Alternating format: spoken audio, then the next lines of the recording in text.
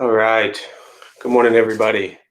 Um, just let me know if you can hear me okay, please.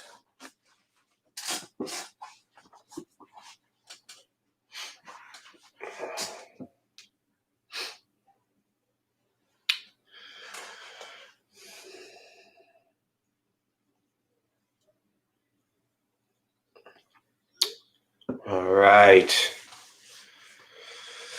Thank you very much. Hope you all are doing well today. We'll go ahead and join palms as we get started.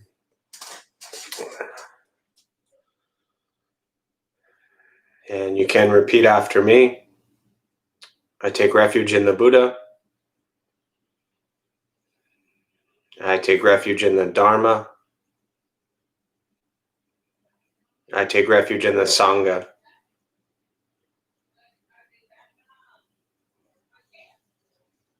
And keeping the palms joined.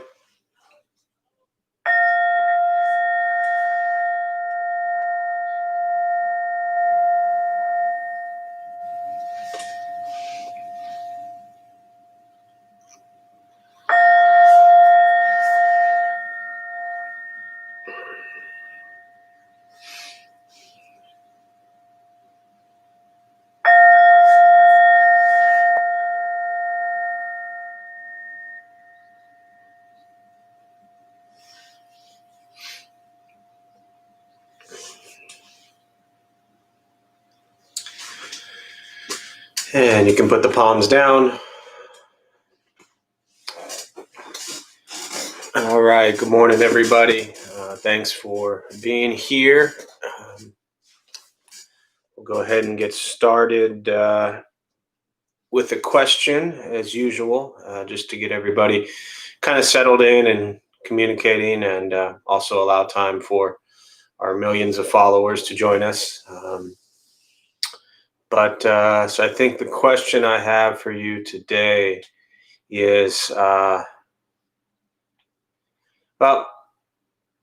this one's maybe a little different, and it might apply for those who were there. I guess it would have been, I think, last Saturday. But we had Janelle with us, and her dog Piper was being put down later that day. And she sent me messages thanking, all of us for providing that space for her. And knowing that Piper's last really hours were spent, an hour of that was with us while we, sat and did our meditation and talk and transfer of merit and everything. So, a pretty beautiful time, emotional time when we think of Sangha. To me, that's, one example of really what it's all for, is to just be there for each other in any way we can. But so for those who were with us last Saturday, what was that moment like for you? Maybe some of you know Janelle. A lot of you probably would know her if you saw her. Unfortunately, virtually, it's tough to know who everybody is with this format on YouTube. But just knowing that there was someone there who was going through the pain and suffering, and the dog was with us. What was that like for you? And if you were not with us last Saturday when that all occurred, maybe you can just kind of chime in and add, your thoughts about, what it's like when you lose loved ones or animals, loved ones and animals, I should say. Animals are loved ones. But so we'll go ahead and just take a few moments for anyone who wants to share anything that came up for them during that experience. I'll type it in here. What was it like last week when we were able to send love and care to Janelle?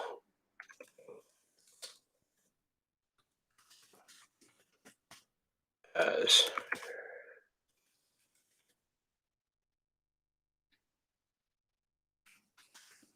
Piper was being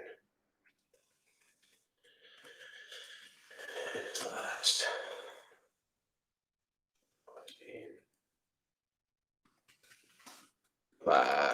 Sorry, I can't type at this angle here. Um, what was the last week when we were able to send love and care to Janelle as her dog Piper was spending last moments with us all. What was it like last week when we were able to send love and care to Janelle as her dog Piper was spending last moments with us all? So, yeah, if anyone who wants to share, what that was like, again, as I started to say, Sangha community, that's part of what it's about. It's just being there for each other when we need it. And, even for someone that doesn't know potentially, in this format, maybe Janelle doesn't know a lot of you, but I know that the love and care and the feelings and the emotions and the kindness that was sent to them was definitely well felt and well received. And Janelle told me that as Piper was, hearing me say Piper and responding, the Piper kind of sat up and looked up at us, or just looked up at Janelle. So really for me, a beautiful moment. I've seen a lot of beautiful things in 14 years with the Dharma Bum Temple. And for me, that was one that will definitely stick out in my mind, for many reasons. But just to be able to share that time and space, I think was really special. So let's see. I feel compassion and empathy because I've gone through the same and was grateful that we could be there to provide some sort of comfort. Yeah, definitely. A lot of us, I'm sure, have gone through losing, pets, and it's a painful situation. We have them for, well, in many cases, many years. And when we lose them, it's very, very hard, very difficult. I remember when my dog got sick earlier in the year, and I brought up her cancer to the Sangha during class and felt the love. Yep, definitely. I remember as well. Realized how connected our experiences are. Had the same experience of letting go my beloved dog in the past. Yeah, definitely. Never easy. Molly. Bridget, I felt a part of a greater whole. It felt good to be there to offer my love to someone I don't know who is part of our Sangha, for sure. And like I said, I know Janelle really appreciated it. I have two good friends who lost their pets. I would say that during the COVID pandemic, it's even more painful since there's so much social isolation, and losing a pet or relative is tougher. Yeah, definitely. And I think for me, that's part of why, Benton, that it was such a special moment that, we are at a time where we can't just pick up and, go and be with someone. I've watched my parents lose two of their closest friends over the last just couple months, and in situations where you would normally just be on a plane at a funeral, or, run over to the house to be there with them, with the family. You just can't do that, and it leaves you feeling almost helpless as you try to support someone over the phone or over, a funeral through Zoom or whatever medium you're using. It's just not the same. So glad during this pandemic that we can be there for each other, at least in whatever way possible. Reverence for life, reminder of mortality, try to practice acceptance of impermanence. Definitely. At any moment, our time could be up. So Cynthia, yes, Benton, the isolation from community is challenging. Connecting with Sangha online is greatly helpful. Absolutely. And I've been pleasantly, I wouldn't say surprised, but it's been pleasant over the last 9-10 months to know that while I'm sure most of us agree this doesn't replace being together in person, at least it's something. So, all right, Chuck, I felt a deeper personal connection with the Sangha. Absolutely. And I think when we go through moments like that of pain and loss, and we can be there for each other, it definitely provides a closeness. I think over the years of any moments in the Sangha that we've had loss, or something traumatic has happened, that those types of things do tend to bring you closer together. So they're painful when you go through them, and then you try to look for the silver linings and how to pick up the pieces and move on. So All right, so we'll go ahead and get started. Let's see one more. I wasn't there. I'll go back and watch, but death tends to hit hard for me. Definitely, yeah. If you watch, I think it was last Saturday, Samir. So, or for anyone who wants um, to watch that one, it's up on the YouTube page. So, all right, so we'll go ahead and get started with the meditation practice. For those who are joining us for the first time, potentially welcome. There's a couple things I'll tell you before we begin. Nothing's going to happen to you. You won't float away. You won't have any mystical, magical experiences. The mind that races all day long is not going to shut off. Don't judge your practice. I mean, you don't ask yourself, is it working or not working? Am I doing it right or wrong? We're just going to sit and breathe. You'll hear sounds inside your room, outside, wherever you are. This is life. Life is filled with chaos, and the practice of meditation is learning to get quiet and still within all the chaos. So, most important with this practice is don't expect anything. We're just going to sit and we're going to breathe. Posture, you just want to be comfortable. If you're on a cushion, often helps slide into the front third, pushing the stomach forward, allows the shoulders to relax, the back to straighten. Hands can be on the knees or lap. If you're on a chair or a couch or a bed, just also trying to sit up straight, relaxing yourself. I'll guide us as we begin, and we will settle into a little bit of silence. Again, most important with the practice is don't expect anything. We're just going to sit and breathe.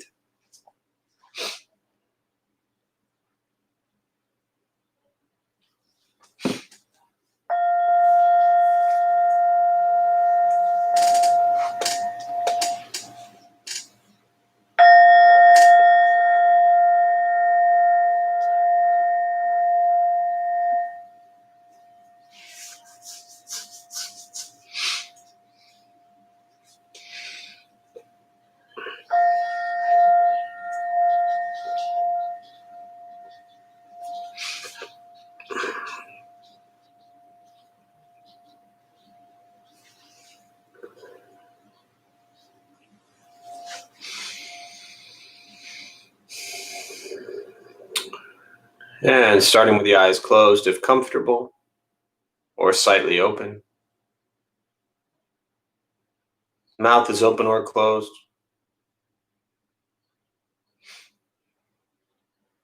We'll start with taking 3 deep breaths, slowly.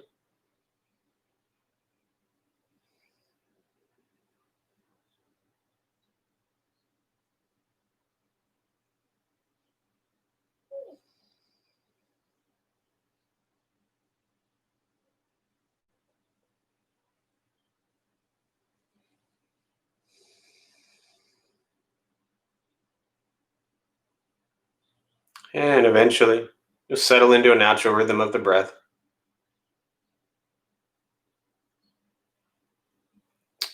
Knowing throughout the practice, you'll hear sounds.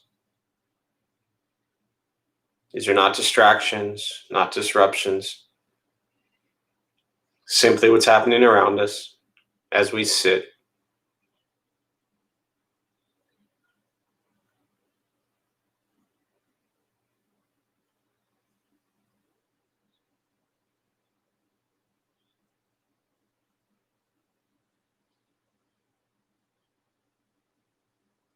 Noticing the mind as it wanders, jumping from thought to thought.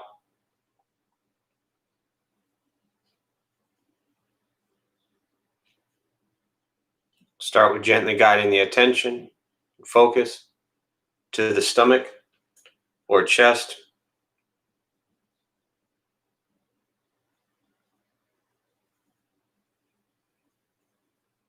Breathing in, feel them rise.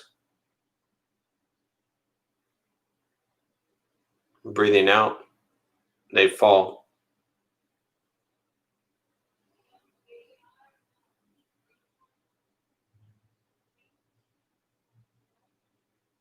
Simply continue this practice, observing sensation of breath,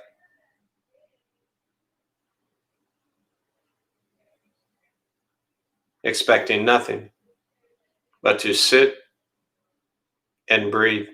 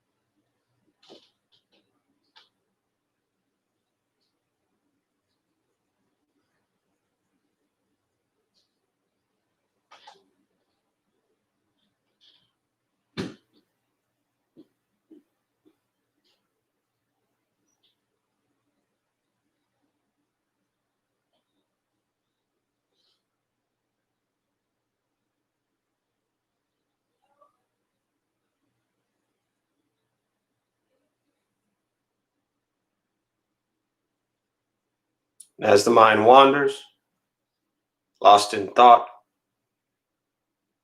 recognize it, release that thought,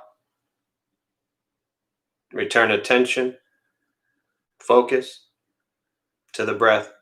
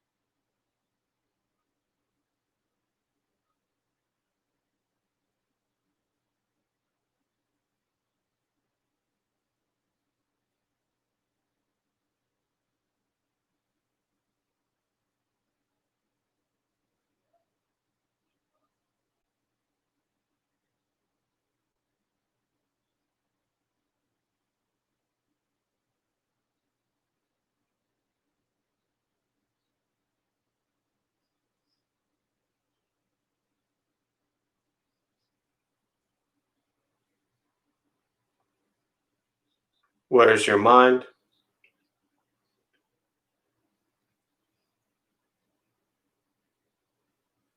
Return attention, focus to the breath.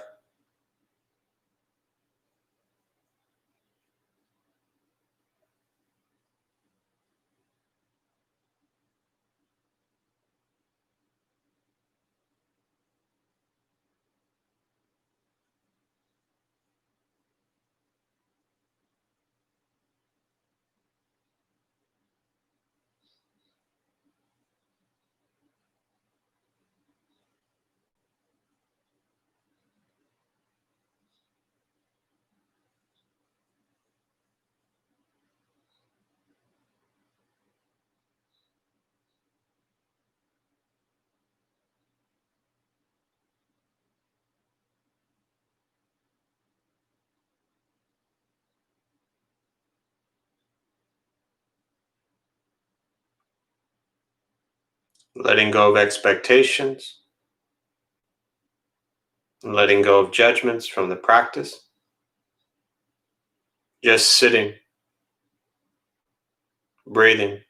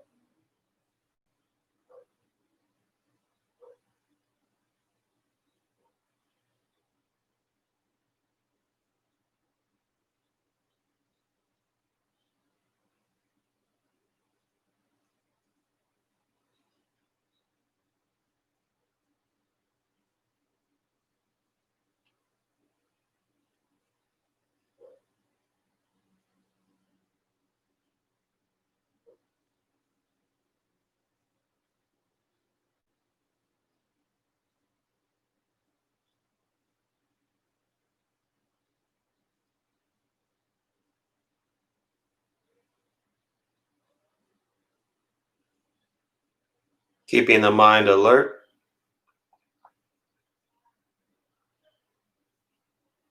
aware of each sound,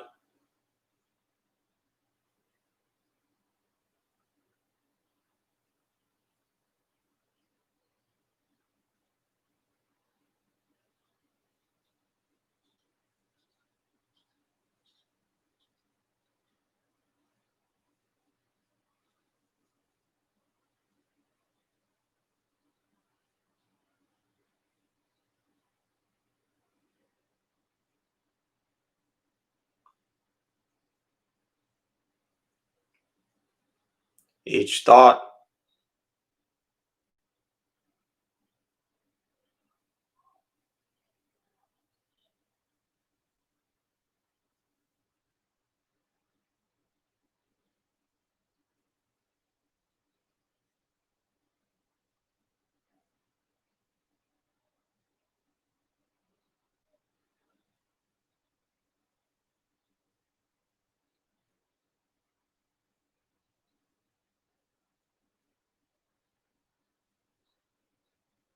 each physical sensation,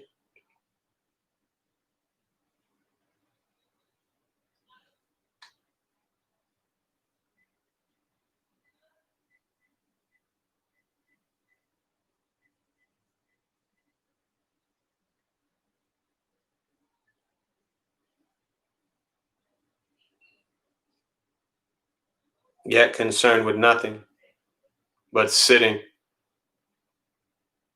breathing.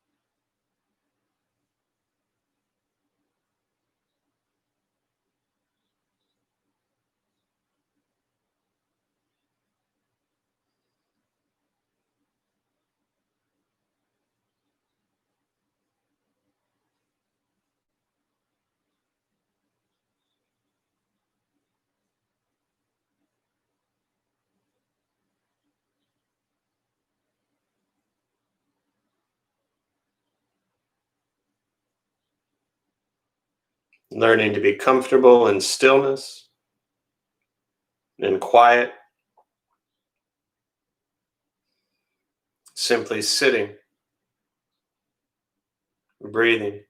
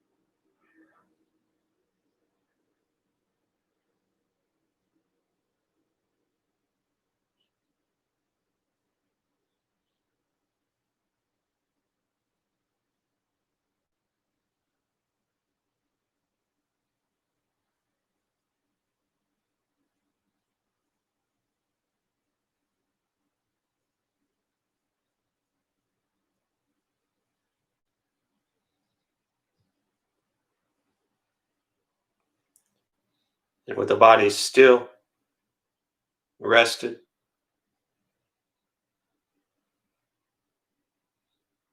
and the speech quiet, aware of all sounds, and the mind learning to settle, know what it's like to just sit and breathe,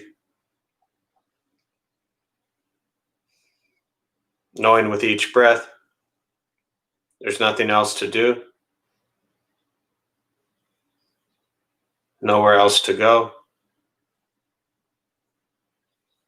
no one else to be. Everything beautiful, exactly as it is. Sitting, breathing.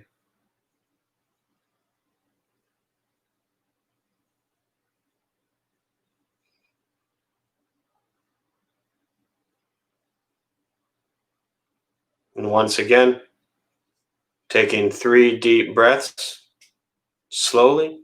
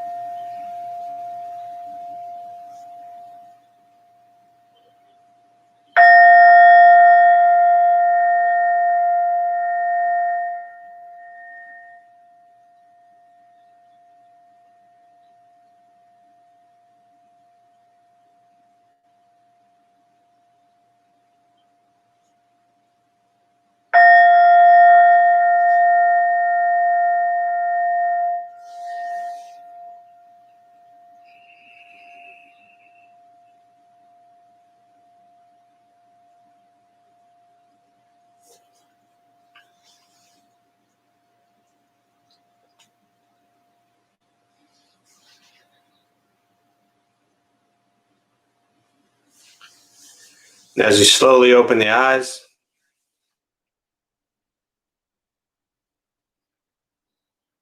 slowly begin to move.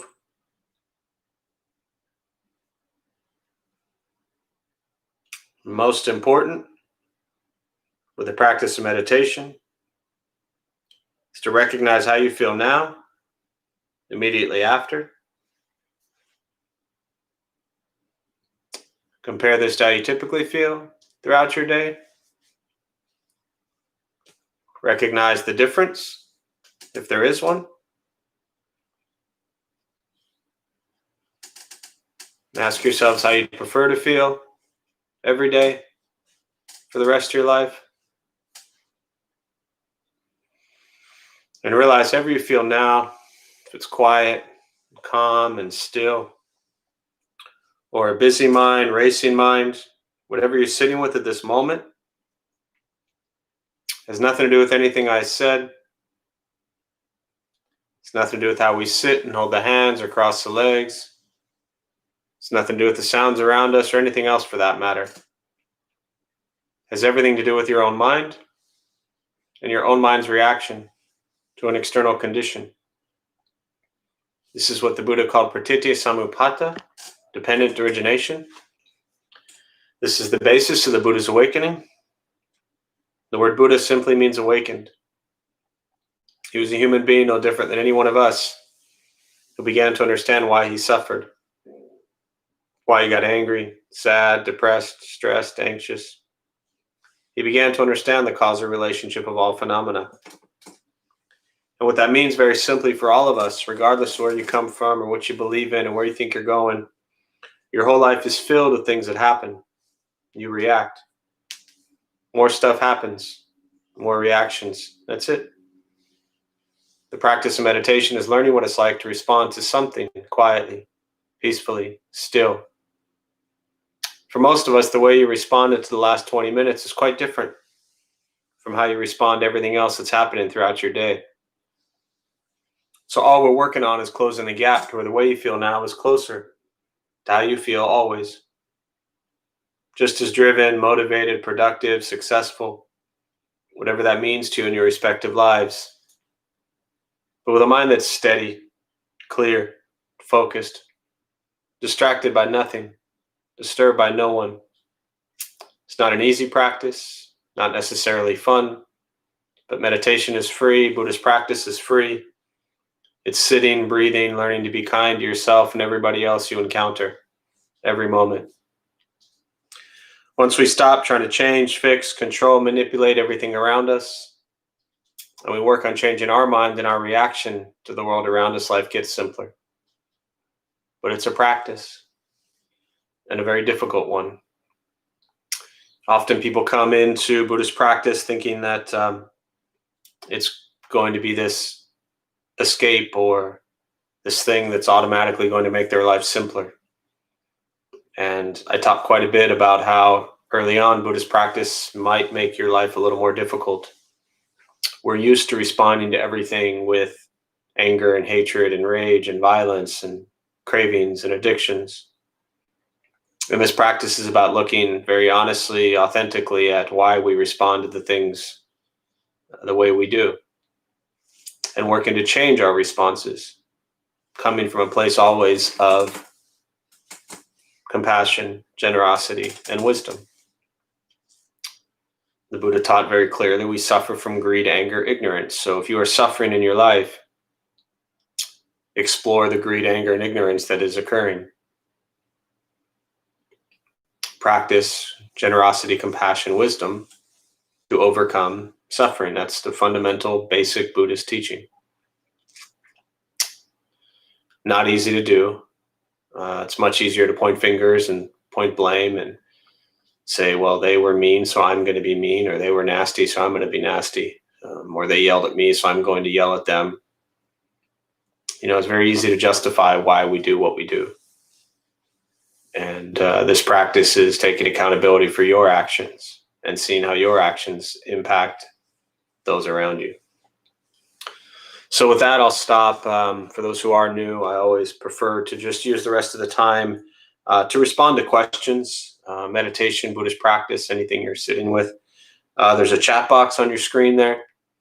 So go ahead and type in your question or comment, and I'll respond. If you are new, don't feel as if there's a wrong question or a bad question or a simple question. None of this is simple, so feel free to just share or ask as you wish.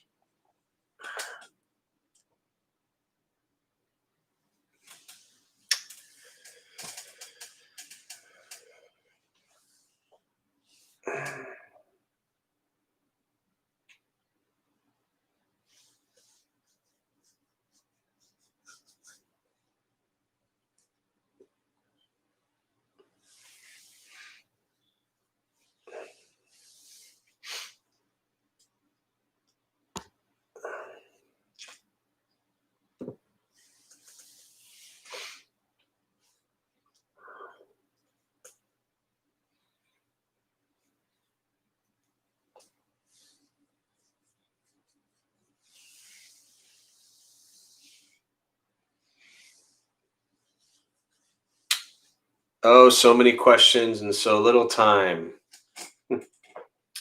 Yes. The Diamond Sutra speaks of wisdom and compassion and also sharing the teachings. How is that sharing best done? So for those who are not aware with what the Diamond Sutra is, in Mahayana Buddhism, there are what's known as the Prajnaparamita, the perfection of wisdom sutras. Prajnaparamita, Prajna is wisdom, Paramita is perfection sutra. Two of the main Prajnaparamita sutras really are the Diamond Sutra and the Heart Sutra. The Heart Sutra is just a very simplified version of the Diamond Sutra. And when I say simple, I don't mean the sutra is simple itself. It's just maybe a shortened version is a better way to look at it. The essence, and this is really for anyone who's not familiar with the Diamond Sutra or Heart Sutra, the essence of the Prajnaparamita Sutras is around emptiness and duality, two very commonly and most often misunderstood words within Buddhism. Let me start by saying that emptiness doesn't mean that things don't exist. The Buddhist disciple, Subhuti, gave a discourse on emptiness and said absolutely nothing. And the Buddha praised him for his discourse. So these are things that as we discuss them and share thoughts about them, we're really missing what they actually are. It would be, for a simple example, if you eat pizza and you describe what pizza tastes like to somebody, that is not what it actually tastes like. That's just your perception of it. So nobody knows what pizza tastes like until you take a bite. So life is pretty much that way. But coming back to the question specifically, and then you can all explore Diamond Sutra, Heart Sutra on your own. They're really beautiful teachings. The duality piece, I'll touch on that briefly. The Heart Sutra, for example, says most of us, or maybe you're brand new to Buddhism, but the fundamental first four teachings of the Buddha, the Four Noble Truths, says that life is suffering. There's a cause of suffering, there's a ending of suffering, and there's a path, and that's the Eightfold Path. And the Heart Sutra says there is no suffering, there's no cause of suffering, there's no cessation of suffering, and there is no path whatsoever. So it's really addressing the dualistic mind. So I'll leave that part at that. But to answer your question specifically, how is sharing best done? My first master always said the best way to share the Dharma is to practice the Dharma. In fact, the Buddhist teachings on dana, which is generosity, which really gets confused with money. Dana is not money, dana is generosity. And the Buddha taught that the greatest gift that one can give is to practice the Dharma, to share the teachings. And by sharing, it doesn't necessarily mean sitting here, on YouTube Saturday morning at 11 o'clock sharing the Dharma. It means practicing it. So when you look at the teachings of loving kindness and compassion, when you look at generosity and morality and patience and diligence and concentration and wisdom, these core Buddhist teachings, practice them, Andrew. That's the best way to share the teachings. Sharing the teachings doesn't mean you stand on a street corner and pass out books or hold up signs or try to get people interested in Buddhism. That's not sharing the teachings. That's forcing and pushing your beliefs on somebody else. So sharing the teachings, Andrew, are, things are always tough over virtual, but imagine somebody's mad at you and maybe they'll be mad at you today or tomorrow or is arguing with you. To share the teachings means to not get angry back, to listen, to understand, to forgive. That's what it means to share the teachings. So bring the teachings into your life, not as this like philosophical educational tool, but as an actual way of life. So hopefully that answers your question, Andrew. Benton, this has been a very, very tragic week to observe what is happening in our country and our democracy. Thank you for reminding us to practice generosity, compassion, wisdom. Absolutely. And, it seems like every week, someone says, this has been the most tragic time. And as I've been talking about for years, there's always going to be, this is the most tragic time. That doesn't make them good. That doesn't make them pleasant. That doesn't make them fun. But life is filled with suffering. I mean, that's the first thing the Buddha said. He didn't tell you specifically what those suffering points were going to be, but he said life is filled with suffering. So our entire life is going to be filled with traumatic situations, some a little more so than others. And so the real question is, how do we respond in these traumatic situations? We always have to remember that for every situation that we don't like, there's somebody else that likes it. This isn't about debating right or wrong or good or bad or sides. This is just recognizing that for everything you don't agree with, there is someone out there that absolutely agrees with it. And this is the heart of the practice, really, is to practice the generosity, compassion, and wisdom in these moments. So thanks, Benton, and you're welcome.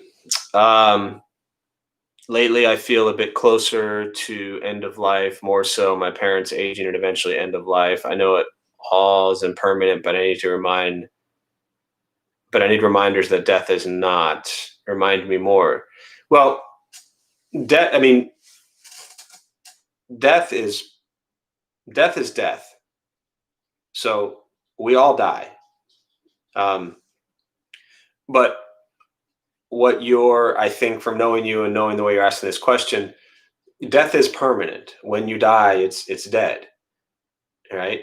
When a flower dies, it's dead. But the correct view from my understanding of the Buddhist lens is to understand that what has died is different from how we perceive it to be. What is endless, and there's a lot of great teaching from Thich Nhat Hanh on this, where he talks about no birth, no death, right?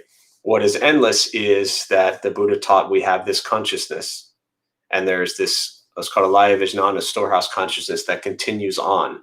So what is gone is the physical presence that you may know of yourself or your parents or whoever it might be, right? The flower itself is no longer the beautiful flower, but the feeling, the mind, the view of the flower can still be the same.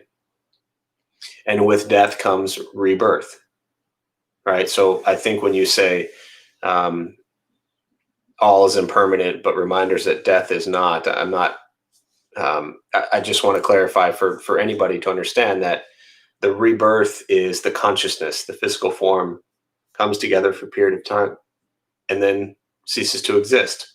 The consciousness will continue.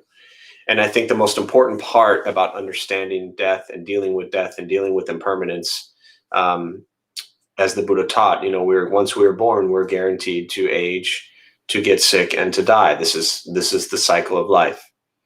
And when we fully embrace and understand this, it allows us to appreciate life even that much more.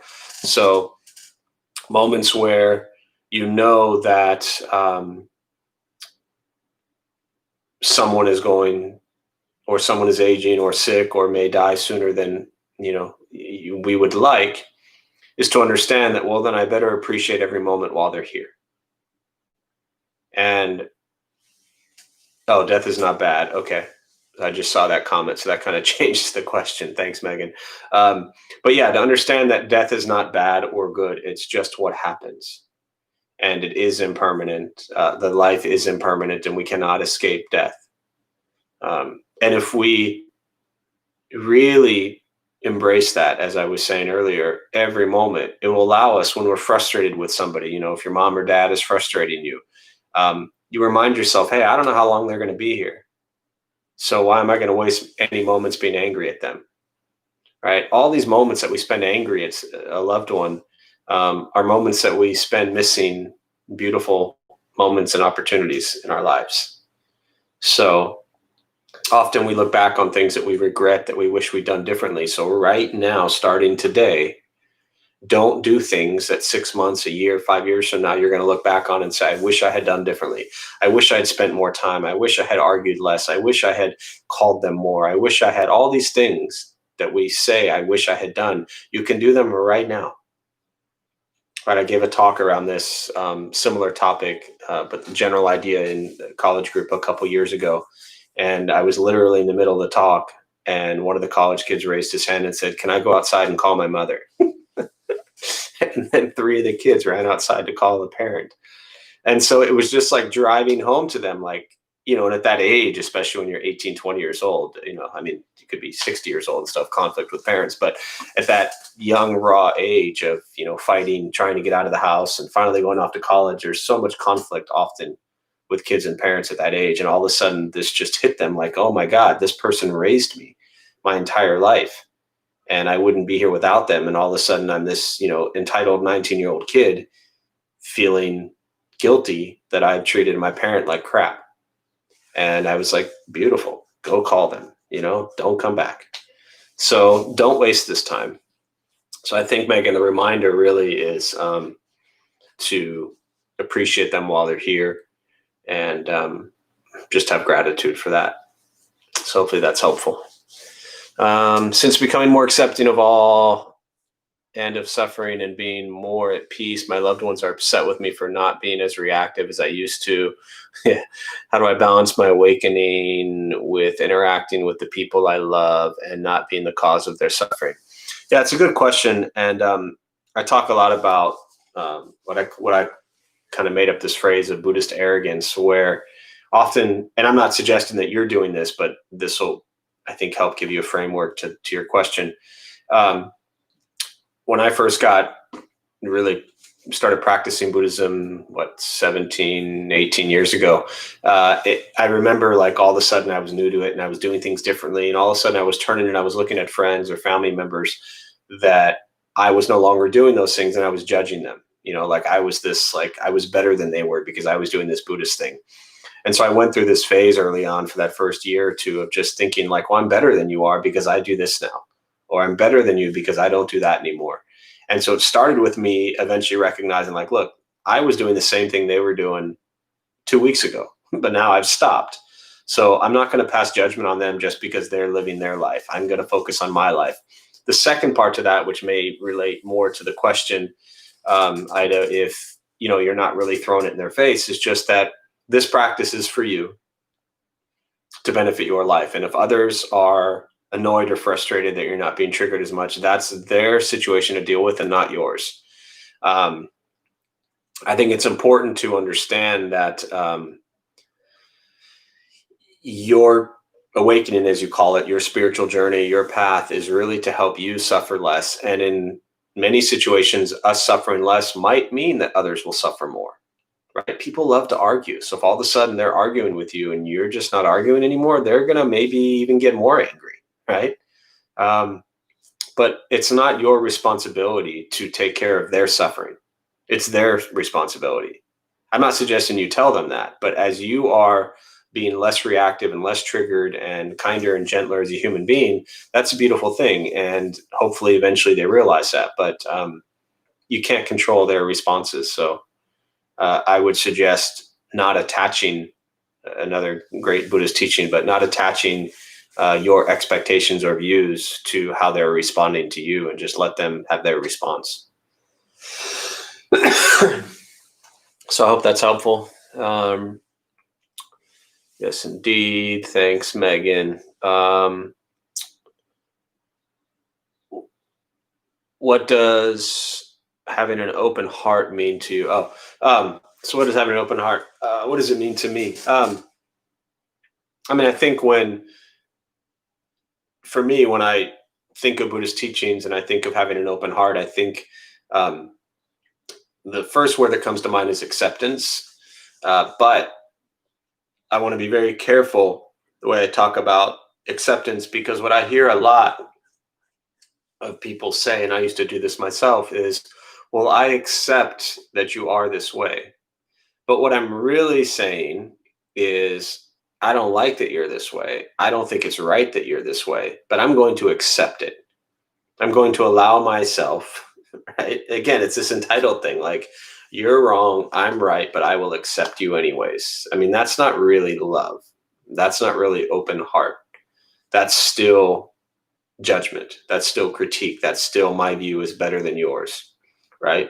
So when I say an open heart means acceptance, I mean acceptance that you are fully going to appreciate and love an individual for their views and their thoughts and their actions. It doesn't mean you have to agree, but it is going beyond judging them for being the way they are and thinking that they're wrong and you're right. And this is really difficult to do, to be able to recognize that other people's actions that are deemed tragic and horrific is occurring because of their tremendous pain and suffering. Nobody, for the most part, who's a happy, healthy, peaceful person goes out and tortures people.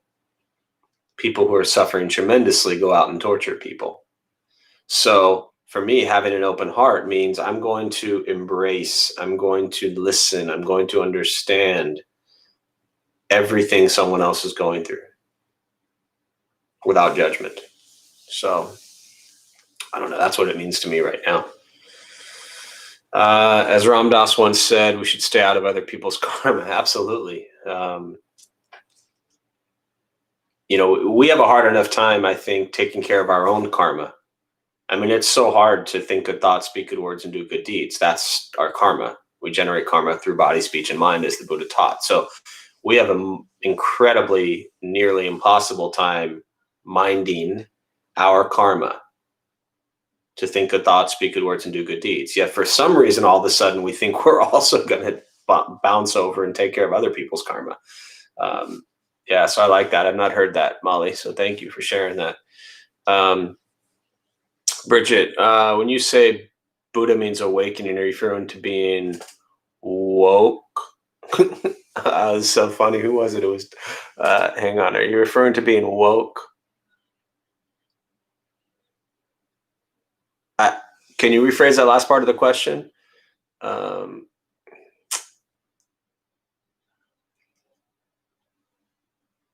Who was it? There was a comedian that was joking about the word woke, and I forget, so I always laugh when I hear that word. When you say Buddha means awakening, are you referring to being woke, that suffering exists? Do you mean that? I'm not understanding the question, Bridget, so maybe you can rephrase it for me, please. What does being awakened mean? Okay. So the word Buddha, right? The awakened one. Think about it this way. Beyond the sense of self, right? Can we, throughout our day, function in a manner that doesn't perceive the self as any different from anyone else? Can you truly, honestly embrace that every single person that walks this earth, every single animal, every single insect, every single bug is no more or less important than you are? Or do you just think that all the nice people are great and they're in your boat, but everybody else who is mean, then I don't count them? This would be loving everybody equally, and that they are no better or worse than you are.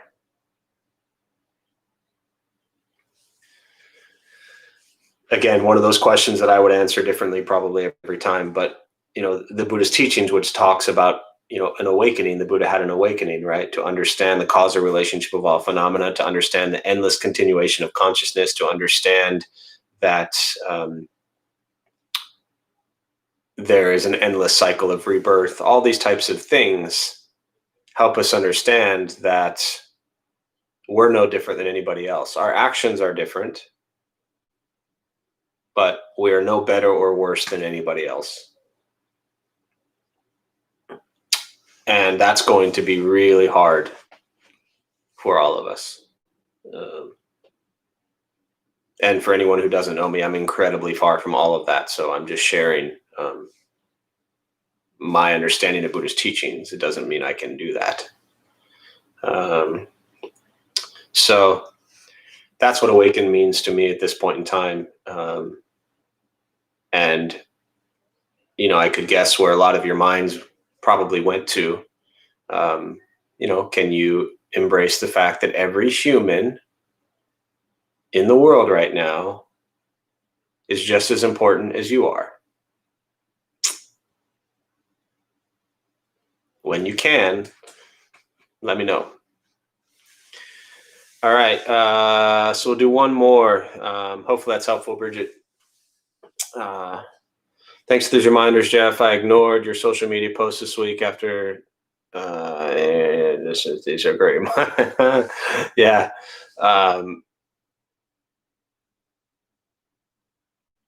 Oh, I see. I thought you meant like you ignored him, like you just decided to block me or something like that. I was like, okay, cool. So, anger and ignorant during discussions. Yeah, I mean, like I said, the triggers, and again, for those who don't know me, sometimes this might sound like I'm downplaying the events that occurred. I'm not at all. I'm just saying that, a month ago, there was the other most tragic thing happening. And a month before that, there was the most tragic thing happening. And a month before that, there was the most tragic thing happening. There's always going to be the most pressing, tragic thing happening. And they all suck. And they're all terrible. And they're all unhealthy. And they're all disgusting. And they are all opportunities to practice kindness and compassion. Right. And I'll close with this thought I shared. And I'm not a huge meme fan, but sometimes I see memes that I think are either hysterical or very valid. What did this one say? It said, I can't even quote it properly, so let me just look at it. This was, it said, if you can't be kind, be quiet. And, a lot of people, I think, responded to it really well, but a few people were kind of triggered by it. Like, no, I can't be quiet right now. This is not the time to be quiet. And if you look at what it says, if you can't be kind, to be quiet, it's not telling people to stay silent. And for me, being kind is an incredibly intense practice. And it's also an incredibly loud practice. So the other way to see this, if you can't be kind, to be quiet, would be, if you can be kind, be loud. I see kindness as incredible strength, not weakness. I see kindness as a way to really make traumatic change. There was one more piece. I said kindness is not silent. It's not ignoring. Someone asked if being kind was like spiritual bypassing.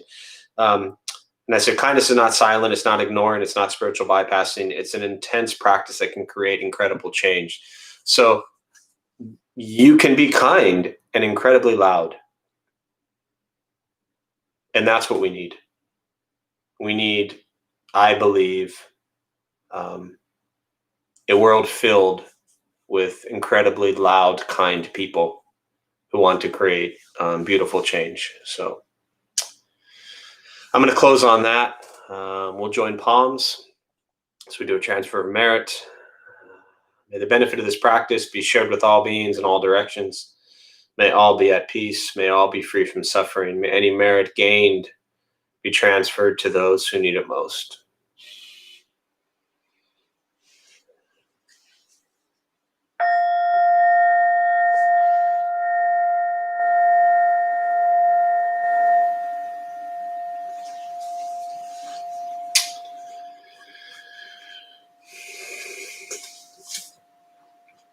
So a couple quick announcements before you head out with some new stuff coming up. Thanks all for being here. First of all, my name is Jeff. I'm a Dharma Bum. We opened the temple 14 years ago to bring Buddhist practice to those who show up. I'm not a monk. We're not nuns. We're not gurus. We're not masters. We're just practitioners. We do our best to take our understanding of Buddhist teachings and put it into terms that make sense to those who show up. Hopefully, every night we have different classes going on Zoom and YouTube. A couple of new things I want to announce. We've had a book study group in the past. We're starting that again. That will start Saturday, January 16th. I believe it's at 2:00. All of this is on the schedule or the Facebook groups. And we're using the book Pristine Mind, An Unconditional Guide to Happiness by Orjin Choang Rinpoche. It's an incredible text, and we've got a nice little group forming already for that. The books we do have available through Buddha for You, so just go on to Buddha for You. You can buy the book there. Also, the Family Sangha will resume that same Saturday, the 16th. The book study will meet every other week, so it'll be basically twice a month for an hour. And you can join anytime. If for some reason you missed the first one, you can always jump in after that. The Family Sangha will also restart on Saturday morning, the 16th, I believe 9 a.m. And that event just got posted in the Family Sangha group.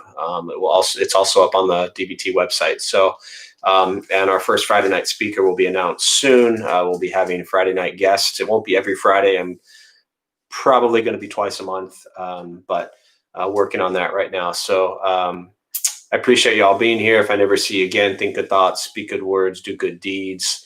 The temple's been closed, coming up almost 10 months now, and we will remain closed until we feel it's safe to open. So Buddha for You is open online only.